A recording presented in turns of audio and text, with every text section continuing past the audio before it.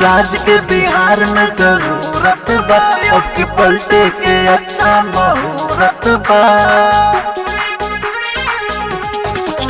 जंसुराज के बिहार में जरूरत बा, अब के पलटे के अच्छा मुहूर्त बा।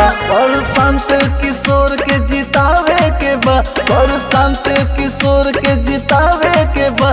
जंसुराज के झंडा लहरावे के बा, जंसुराज के झंडा लहरावे के बा, जंसुराज के झंडा लहरावे के बा।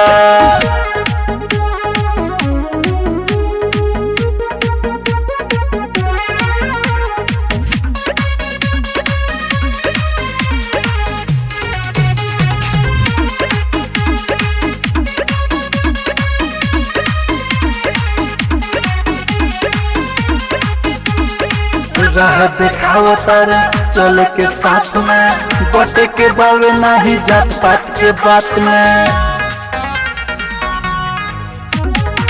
राह दिखाओ तारे चले के साथ में, बटे के बावे नहीं जात पात के बात में।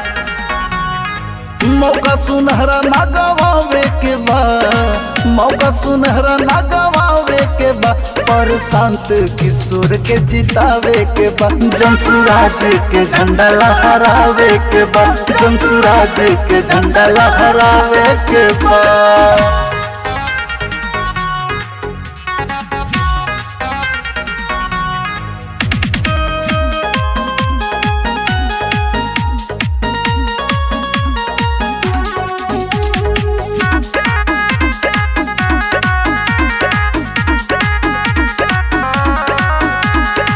देखली हनी शासन काले और आज के, एक बेर देखे देखी मौका जंसुराज के।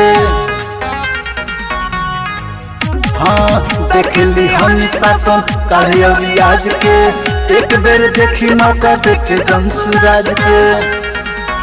कहे दीपक कुमार समझावे के बा, झूठो के भाषण न सुनावे के बा। पर संत किशोर के जितावे के बा, जंसुराज के झंडा लहरावे के बा, जंसुराज के झंडा लहरावे के बा।